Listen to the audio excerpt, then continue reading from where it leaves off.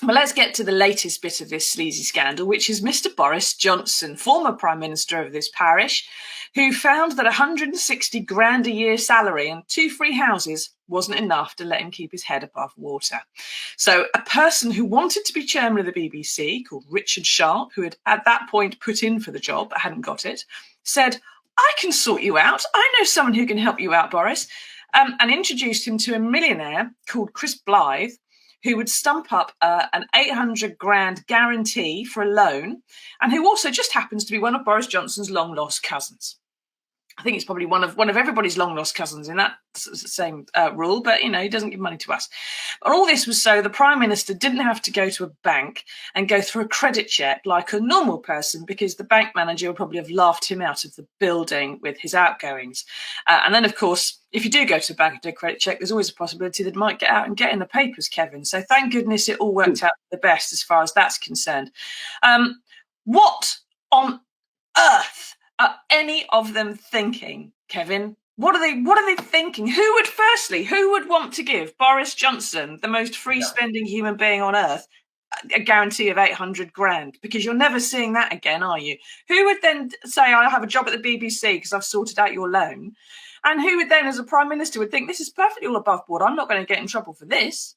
Yeah, Foxy, it's a back-scratching, crony circle of over-entitled, privileged elite, isn't it? That's what it is. They're all just in this little club together, and they think it's normal behaviour and acceptable, when it can't be, because people are becoming beholden to each other secretly, financially, and hey-ho, what's this? Sharp, who knows Sunak as well, very close to him, Tory donor, all of a sudden he's chair of the BBC. Whoa! I'm sure it had nothing to do with it whatsoever. No, it stinks to high heaven, and it's always now with the Conservatives. It's back to the future. This is going to what happened with John Major, the last Tory leader to lose power, lose a general election. What's sleaze, scandal, sordid behaviour pulled him down, and people turned against a tainted, toxic Tory party, and we're seeing it all over again. The rot, I think, really set in with Johnson. Some of it is just carrying on. But what is Sunak doing to clean it up? And you mentioned earlier he thought there was nothing wrong with his multi-millionaire heiress wife having a non-dom status to avoid paying tax in the UK on overseas earnings. Didn't think anything wrong with that. Didn't think there was anything wrong with having a US green card, so you could just head over there and work if you liked, if you ever got fed up with British politics. He's somebody without any touch or sense of how a country should be run and what's considered acceptable and reasonable and what isn't. But anyway, it's just there's another little world. There's a little magic circle at the top of the Conservative Party who just think all this behaviour is normal, and it's the shrug of the shoulders and the nonchalant way they look absolutely outraged when sunlight is shone on their world, and said, "Hang on, isn't this a bit iffy? Isn't this a bit odd? Isn't this wrong?" And it's, whoa, we've done nothing wrong. It's just, it's how they and they're never going to run a country for the benefit of everybody else if the 0.0001% is just looking after itself. Yeah, as Boris Johnson's spokesman said when he was approached with some of these allegations about Richard Sharp, so what? Yeah, there we are. So what? I think the fundamental problem here perhaps about Rishi Sunak, who is a hard worker, who is trying to do his best in Downing Street to some extent, and is not quite as bad as Boris Johnson by any means as far as the morals and that are concerned. He just, like you say, he just hasn't got that touch. He hasn't got that awareness of how this stuff looks outside the bubble that he's been in for so long. Perhaps that's because he hasn't got any working class mates, Kevin. Yeah, as he said, he's had him. Yeah, ask him down the pub for an orange juice and just, you know, make friends.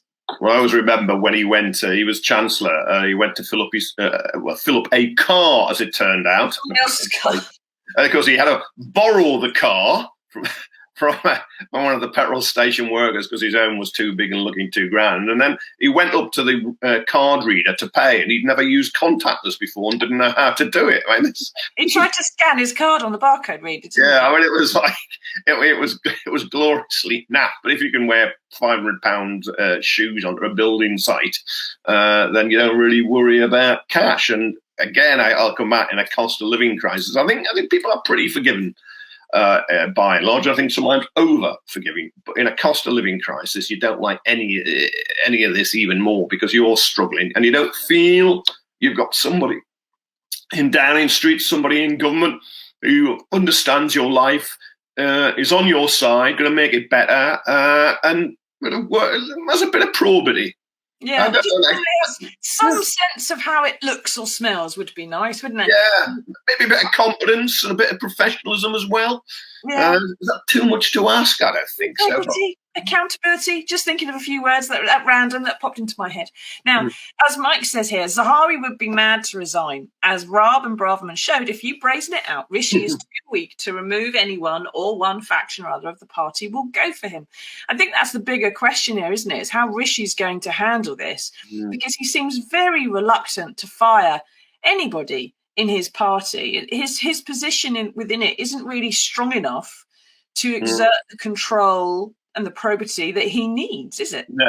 Actually, Mike makes a good point there. Of course, there's Dominic Raab accused of multiple bullying cases as an investigation going. He protests his innocence. In fairness, that should be said. Although we saw over Afghanistan when he stayed on his sun lounger as the Taliban entered Kabul, he's not a guy to show any shame.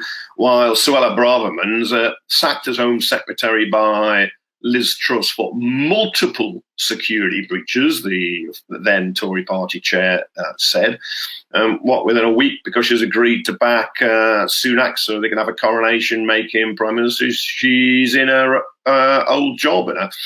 And Holocaust survivors accusing her of using absolutely vile invasion rhetoric that sort of reminds her of the Nazis who dehumanized people. And she Braverman's not quit. So I can see if he's got so many problems, he must think he can't lose them all. But is he strong enough to get rid of them? Because part of his party just does not want him. He didn't win an election of MPs, never mind the Tory party, or, heaven forbid, the British people.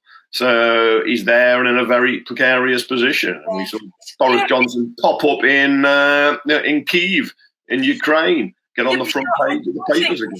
Rishi's position within the party and in the polls, where he's lagging a lot, would be strengthened if he just arbitrarily said, right, you're fired, you're fired, you're fired.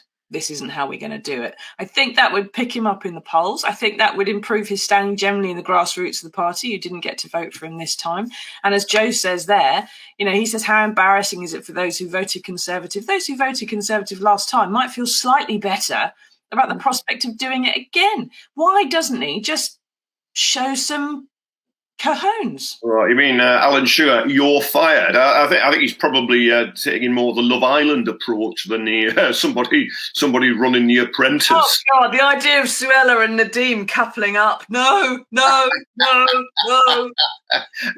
you've said that. Now I'm thinking about it. Or actually, any of Raab coming in and wanting them to recouple again. No. Yeah. People talk about Raab down the gym. Only 9 o'clock in a Monday morning, Kev. It's all too much. I know, but I think he could try and improve his image. And there was a poll in the Mail on Sunday yesterday. People think he's got a -10 poll rating, doing a bad job. Keir Starmer is +15, so there's a 25-point gap there. He could, Sunak, possibly by sacking some of these dodgy ministers, find himself thought of as better by the public, but he'd weaken himself and his party. And at the moment, this is rule by and for the Conservative Party. It's not about the country. It's about him clinging to his job in Downing Street. So his tenancy lasts longer than that of Liz Truss. No, he's doubled. He's served twice as long as the last Prime Minister. He's the most successful Prime Minister they've had in about 3 months. So, well, he doesn't want another one to come along at Easter, does he? Who knows? Who knows? It could be, by the time they've got through everybody else in the party, it could end up with Raab in Downing Street. So let's try and hope Rishi sticks it out till the next general election. Otherwise, things are only going to get worse.